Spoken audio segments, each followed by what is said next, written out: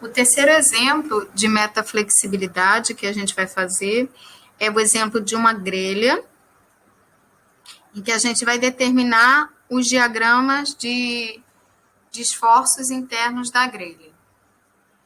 Bom, uma estrutura em grelha é uma estrutura que ela está num plano, no caso aqui eu coloquei o plano XY como plano da estrutura, e todo o carregamento, toda a solicitação da grelha vai estar perpendicular ao plano da estrutura. Então, todo o carregamento vai estar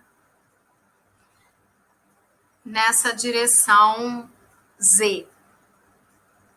Bom, no caso, como a estrutura em grelha não tem forças no plano XY, não vai haver nenhuma tendência de movimentação nas direções de translação, nas direções X e Y, né?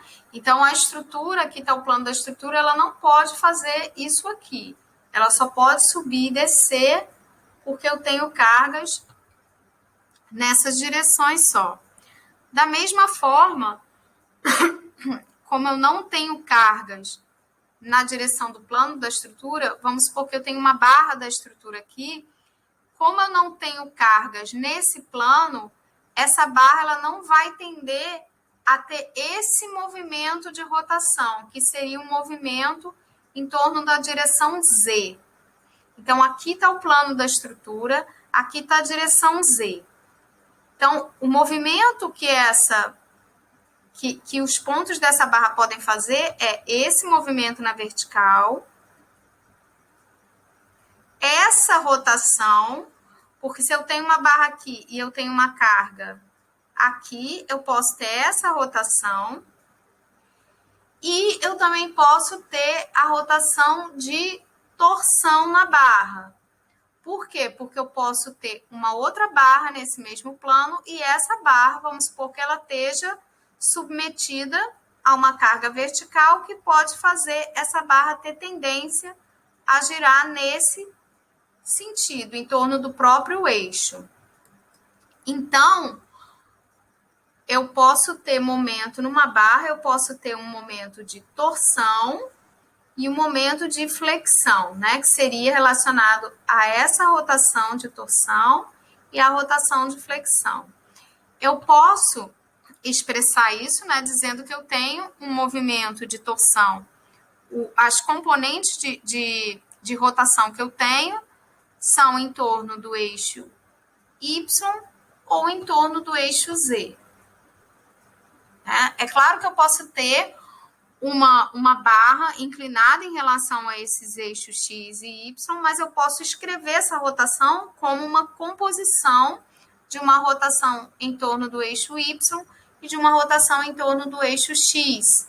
A rotação que não vai acontecer é em torno do eixo Z, porque como eu não tenho essas cargas, não há tendência da estrutura a fazer isso aqui, né? Girar em torno do eixo Z.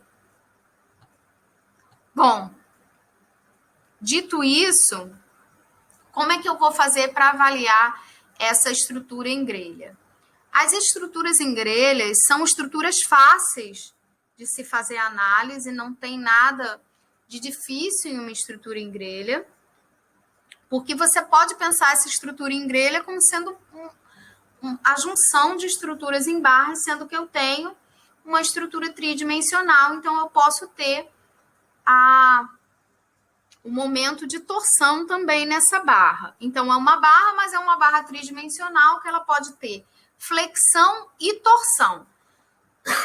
Sendo que a estrutura é linear, então essa solicitação de torção, a rotação de torção, está completamente desacoplada da flexão. Então, eu posso tratar de forma separada mesmo, de forma isolada, fazer análise da torção e fazer análise da flexão na barra. Bom, como é que eu costumo estudar uma estrutura em grelha? Eu acho que fica bem mais fácil, bem mais claro para vocês perceberem assim. Eu vou tratar barra a barra. Se vocês olharem esse exemplo na apostila, ele é um exemplo que está feito, ele está desenhado tridimensionalmente, mas eu aqui não vou fazer isso. Eu aqui vou resolver barra a barra, vocês sintam-se à vontade para fazer desmembrando em barras assim também. Para isso, é muito mais fácil se eu colocar esse sistema de eixos aí. Então, eu coloquei um sistema de eixos x, y, z. XY é o plano que está onde está a estrutura, então a estrutura está no plano XY, e o eixo Z é o plano onde está o plano das cargas, né? Esse sistema é um sistema que obedece à regra da mão direita, quer dizer, eu coloco assim, como querendo dizer, eu tenho a minha mão direita aqui, então x vetorial y vai dar a direção de z. Então, se eu colocar aqui x vetorial y, eu tenho a direção de z aqui. Y vetorial z, eu tenho a direção de x. Então, y vetorial z, eu vou ter a direção de x. E z vetorial x, eu vou ter a direção de y. Então, z vetorial x, eu tenho a direção de y. Tá? E com isso eu faço a análise das barras isoladas. Essa estrutura, como vocês podem ver, é uma estrutura simétrica, é uma estrutura que ela é uma estrutura tridimensional e ela tem simetria em relação ao plano médio da estrutura, que é o plano que passa por essa seção S aqui, tá? Essa é uma estrutura que, como se pode ver, ela está aberta, tá? Ela não é uma estrutura fechada, mas ela tem um grau de hiperestaticidade, vou colocar aqui, grau de hiperestaticidade. Então, essa hiperestaticidade, ela é externa, porque a estrutura é aberta, né? E eu tenho dois engastes. Como eu não tenho nessa tendência de movimento no plano da estrutura, eu não tenho força normal na grelha. As forças internas que eu tenho são o cortante, o momento de flexão, que é o momento fletor, e o momento de torção ou o momento torsor, né? Então, se eu olhar para esses engastes, para esses apoios, nesse engaste eu vou ter uma reação momento, eu vou chamar assim, né? Eu vou ter uma reação momento MX, que é o momento em torno de X, uma reação momento MY, que é o momento em torno de Y, e uma força na direção Z. Então, eu tenho em cada engaste dois momentos e uma força. Então, eu tenho 3 reações por engaste. Se eu tenho 3 reações por engaste, eu tenho aí 6 reações incógnitas. Tenho 6 reações incógnitas e para a estrutura em grelha, eu tenho 3 equações de equilíbrio. Né? Eu posso pensar como somatório das forças em Z, o somatório dos momentos em torno de X e o somatório dos momentos em torno de Y. Então, se eu tenho 6 incógnitas e 3 equações, o grau de hiperestaticidade aqui vai ser 3. Tá? Vocês vão ver que eu vou fazer uma coisa parecida com o que eu fiz no exemplo 2. Então, eu vou lançar mão da simetria da estrutura. Percebam que aqui eu tenho uma estrutura simétrica, mas a solicitação não tem simetria em relação a esse plano de simetria da estrutura. Então, o que vai acontecer dessa vez é que eu vou desacoplar o sistema, mas nenhum dos hiperestáticos vai ser nulo. Então, eu não estou diminuindo o grau de hiperestaticidade na hora de resolver. Eu estou desacoplando o sistema, o que me facilita bastante. Então, como é que eu vou fazer esse sistema principal? Eu vou fazer basicamente a mesma coisa que eu fiz. Lá eu vou cortar, vou passar a minha faca de sushi aqui nessa seção S. E aí vão aparecer aí, eu vou romper, né? Vou romper 3 vínculos. Eu vou romper o vínculo do deslocamento vertical, quer dizer, na estrutura real, a seção S, ela se desloca, né? De forma contínua, ou seja, o deslocamento vertical vindo por aqui é igual ao deslocamento vertical vindo por aqui. Na hora que eu abro essa seção, isso aqui pode acontecer, tá? Além disso, na estrutura real, se eu olhar essa barra BC, essa seção S, ela pode rotacionar dessa forma. Na hora que eu quebro essa seção, ela pode fazer isso aqui. Então, eu estou quebrando a rotação de flexão nessa barra.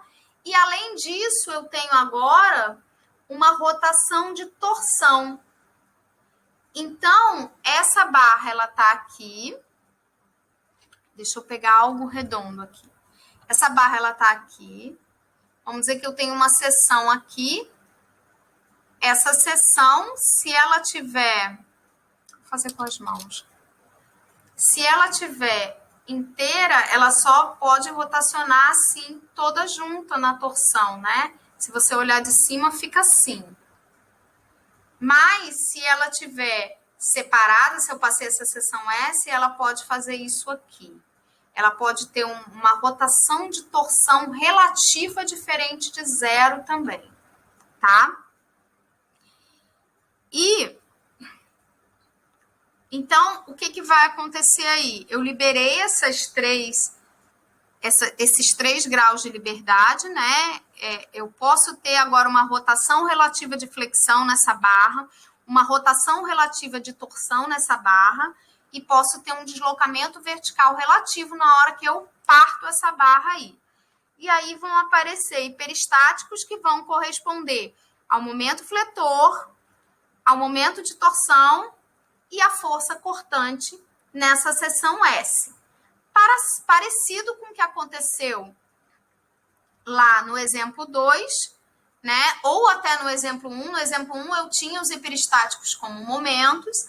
No exemplo 2 eu tinha hiperestáticos como força normal e momento fletor. O hiperestático de cortante era 0, né? E aqui eu tenho hiperestáticos de momento fletor, momento torsor e força cortante.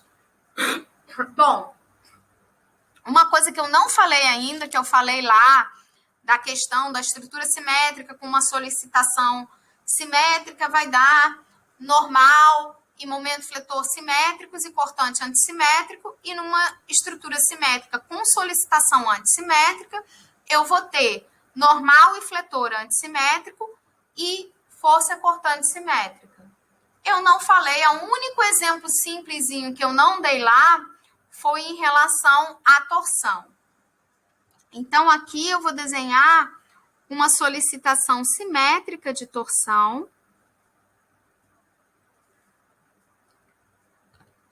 Vou fazer uma observação aqui,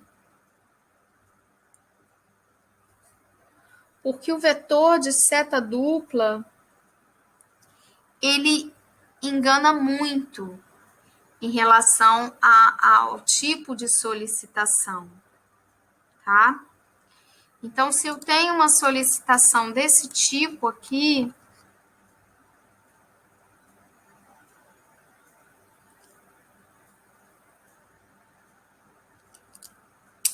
vou botar aqui para ficar aparecendo mais. Se eu tenho uma barra aqui, em que eu tenho uma solicitação no meio da barra de um momento de torção T, isso daqui pode se pensar como engastes, né? Aí eu tenho reações assim, T sobre 2, T sobre 2. Essa solicitação, eu posso olhar essa solicitação e imaginar, isso é uma solicitação antissimétrica. Não é. Na torção, isso aqui é uma solicitação simétrica. Por quê? Porque o vetor de seta dupla, ele engana demais, tá? Quando eu faço isso aqui significa que eu estou fazendo isso aqui com a seção, tá? Então, eu estou aplicando esse momento aqui na seção, tá? E aqui nas extremidades, eu tenho um momento assim e o outro momento assim também. Então, percebam esse momento aqui, ele está tendendo a rotacionar a barra nesse sentido. E esses dois momentos, tanto da direita quanto o da esquerda, tá? Estão tendendo a rotacionar a barra nesse sentido aqui. Então, isso acaba sendo simétrico, porque desses dois lados, eu estou rotacionando nesse sentido e no meio eu estou rotacionando nesse sentido. Então, isso é uma situação de simetria. Já essa situação aqui,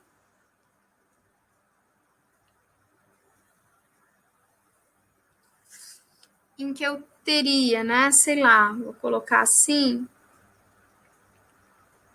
um momento de torção aqui e um momento de torção aqui, pode parecer a princípio que essa é uma situação simétrica, mas não é. Essa é uma situação antissimétrica, porque o vetor de seta dupla ele obedece à regra da mão direita. Então, desse lado, eu estou tendendo a fazer uma rotação nesse sentido. E aqui, no sentido oposto. Então, eu estaria fazendo isso aqui. Eu estaria torcendo a seção. Desse lado, eu estou rotacionando para cá e desse outro rotacionando para cá. Isso é uma solicitação antissimétrica. Então, o vetor de seta dupla, ele causa muito essa confusão, tá? Então, aqui, se eu tenho uma solicitação simétrica, numa estrutura também simétrica, o torsor, né, o momento de torção, vou botar aqui DM, T, ele vai ter aqui, ele vem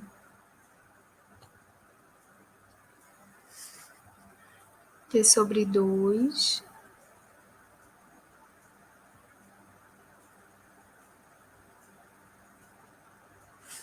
Aqui vai ter uma descontinuidade no ponto de aplicação. E vai... Ai, meu Deus, ficou tão torto. Tem uma descontinuidade nesse ponto de aplicação. E aí ele segue menos T sobre 2 até aqui. Então, uma estrutura simétrica com uma solicitação também simétrica, que essa solicitação é simétrica, como eu disse, vai gerar um diagrama de momento de torção antissimétrico. E aqui, uma solicitação antissimétrica, lembra sempre, esse vetor de seta dupla engana. Isso aqui tá nesse sentido e isso aqui tá nesse. Então, aqui eu tô fazendo isso aqui. Isso é totalmente antissimétrico, né? Eu tô girando para esse lado, nessa extremidade, e para o outro lado na outra. Isso aqui vai dar um diagrama de momento de torção totalmente simétrico. Então, o diagrama de momento de torção, assim como o diagrama de força cortante, tá? Ele vai ter característica diversa da solicitação. Então, se a solicitação é simétrica, o momento de torção vai ter um diagrama antissimétrico. Se a solicitação é antissimétrica, o diagrama de momento de torção é simétrico. Bom, em relação ao vetor de seta dupla, a gente consegue enxergar como ele engana a gente também em relação ao momento fletor aqui. Esse X1 que eu coloquei aqui como primeiro hiperestático, né, que está representado aqui, se você olhar para o vetor de seta dupla, você acha que é uma solicitação antissimétrica, mas não é, tá? Porque aqui ele está tracionando as fibras inferiores, usando aqui a regra da mão direita, e aqui ele também está tracionando as fibras inferiores. Eu desenhei até ele aqui. Ambos tracionando as fibras inferiores aqui. Então, o vetor de seta dupla, você olha, ele está lá antissimétrico, ele, na verdade, é uma solicitação simétrica. E quando ele está parecendo que está simétrico, quando o vetor de seta dupla é simétrico, essa solicitação é antissimétrica. Porque esse x2 ele está fazendo isso aqui nessa barra e isso aqui na outra. Eu tentei até desenhar aqui, eu botei meio que um tracejado. O tracejado é o que está, vamos dizer assim, atrás da barra, entre aspas, aqui. Eu tentei representar aqui, né? Então, o que eu tentei fazer aqui? Desse lado tá vindo de trás para frente, assim, né? Vamos supor que a barra tá assim, desse lado de cá. A barra tá assim, o momento tá assim. Tá fazendo isso aqui na barra. Deixa eu mostrar aqui. Isso aqui na barra. E desse lado de cá, o momento está fazendo isso aqui na barra, tá? E aí, ó, aqui no dedão é onde está a seta dupla. Assim, e desse lado de cá, assim. Né? Então, eles estão girando em direções opostas. O que vai acontecer aqui, então? Vou até escrever aqui solicitação. Essa solicitação de momento fletor é uma solicitação simétrica. Essa solicitação de momento de torção é uma solicitação antissimétrica.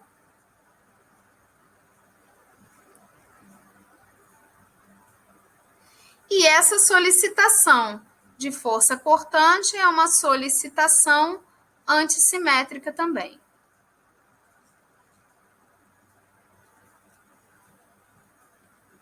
Tá? Então, quando eu uso força, vetor de força é o que parece. Né? Aqui é antissimétrico mesmo. Vetor de seta dupla,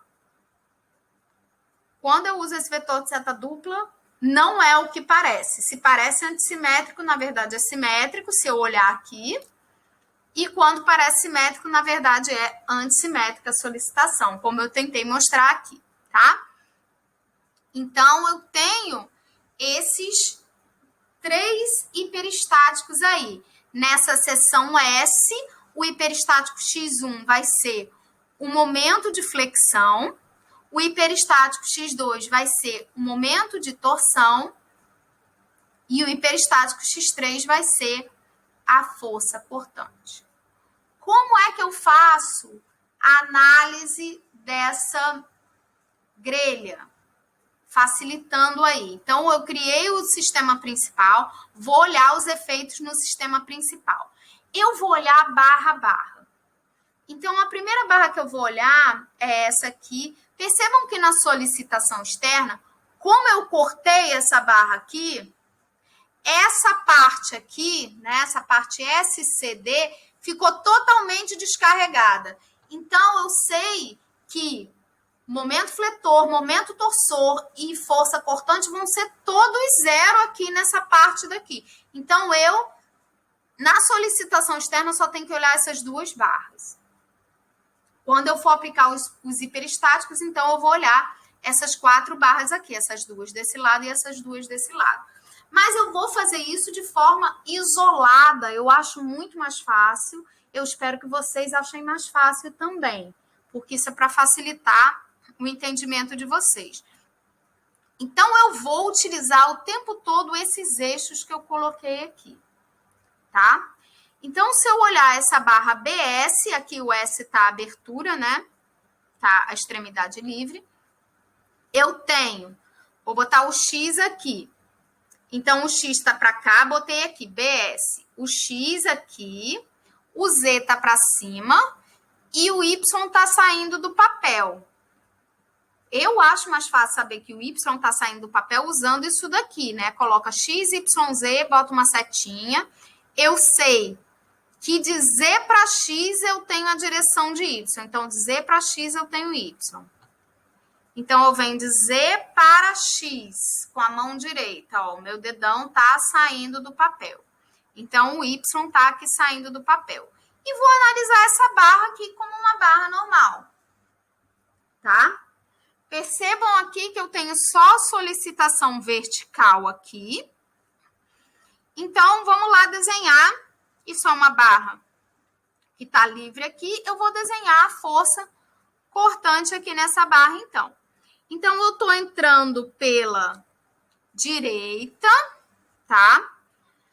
Eu sei que a taxa de carregamento é uniforme, então, se a taxa de carregamento transversal é constante, o cortante vai ser linear e o momento vai ser quadrático. Como eu estou entrando pela direita, essa contribuição de cima para baixo é uma contribuição positiva. Ela começa de 0 aqui em S e ela vai chegar a 20 vezes 3, ou seja, ela vai chegar a 60 positivo aqui. E varia linearmente. Essa área aqui, ela vai ser igual a 60 vezes 3 dividido por 2, que vai dar 90 quilonewtons metro. Tá? Vou fazer o momento fletor.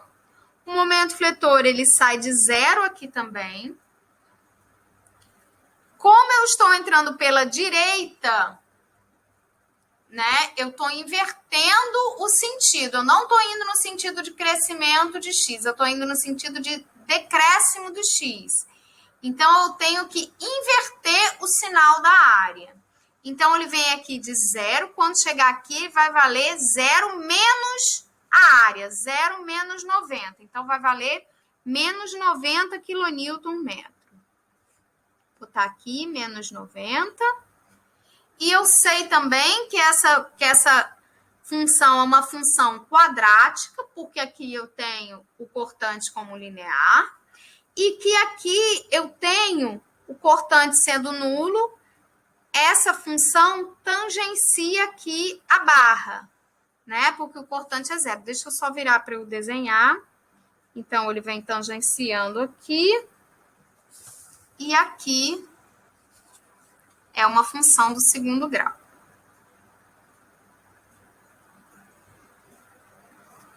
Certo?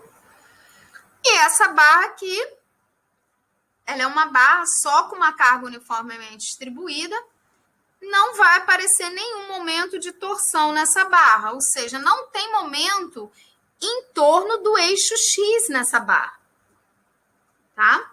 A carga está toda no eixo da barra.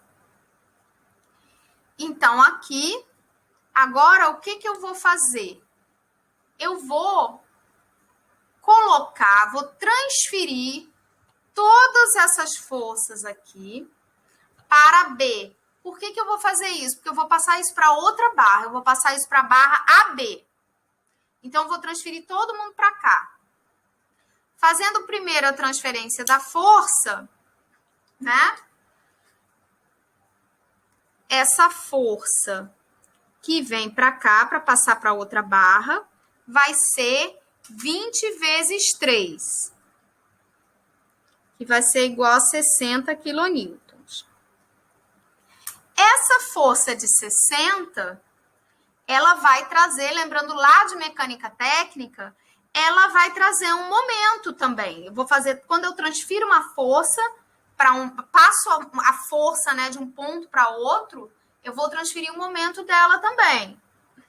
O momento que vai vir para cá vai ser 20 vezes 3, que é a força, vezes o braço de alavanca aqui da equivalente estática, que vai estar a meia distância aqui. Então, vai ser... Deixa eu passar esse momento aqui. O equivalente estático, né, estaria aqui assim, 60, que eu vou transferir para cá. Então, estaria um momento assim, nesse sentido, entrando no papel. Então, oposto a Y, aqui assim, daria 60 vezes 1,5, que é igual a 90 quilonewtons metro. Então, eu tenho, na hora que eu passar para essa barra AB, eu vou colocar em B uma força no sentido oposto a Z de 60 kN e um momento de sentido oposto a Y de 90 kNm. Então, eu vou passar isso aqui para cá. Vou colocar, então, isso que eu calculei aqui. Aqui em B, uma força vertical de 60 kN e contrário a Y, né? Aqui, contrário a Y, tá entrando no papel, aqui, e Y tá saindo do papel. Então, contrário a Y, um momento de 90 kN/m. Y tá aqui, 90 kN/m. Percebam que eu tô agora na barra B. Olha a barra B como é que tá. O Z tá para cima. O Y é na direção da barra de A para B. Então, eu desenhei isso aqui. De A para B tá o Y. E o X, se eu olhar para cá, Y vetorial Z, eu tenho a direção do X. Então, Y vetorial Z, aqui Y vetorial Z, o X está saindo do papel, tá? E aí, eu vou traçar os diagramas. Eu tenho que nessa barra AB, a taxa de carregamento transversal é nula, então, a força cortante vai ser constante e o momento vai ser linear. E o momento de torção, eu tenho um momento de torção aí que vai ser constante também, porque eu não tenho nem um momento concentrado, nem uma taxa de momento uniformemente distribuída aí nessa barra. Então, eu vou fazer o diagrama da força cortante aqui. Eu entrando pela direita, essa contribuição é uma contribuição positiva. Então, a força cortante vai valer 60 positivo em toda a barra, porque é constante.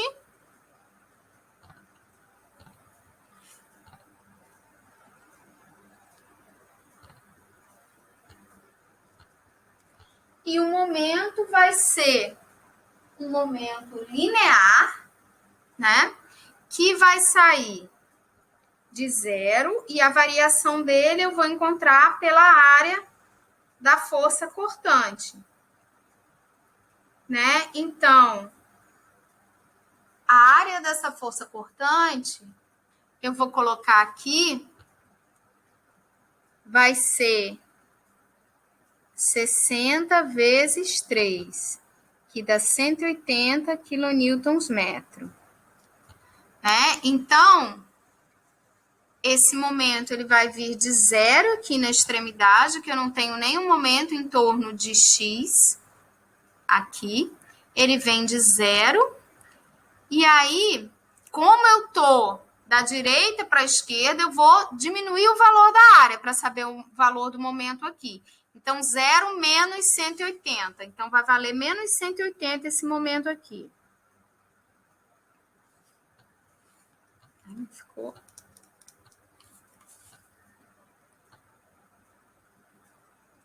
Então, aqui menos 180. E a variação é linear. E o momento torsor aqui vai ser constante, igual a 90 kN/m. Para mim, a convenção é de momento torsor positivo, assim. Quem estudou comigo em resistência dos materiais 2 sabe que eu considero positivo quando o vetor de seta dupla está tendendo a comprimir a seção, mas isso é só uma questão de convenção. Então, aqui, para mim, ele vale mais 90.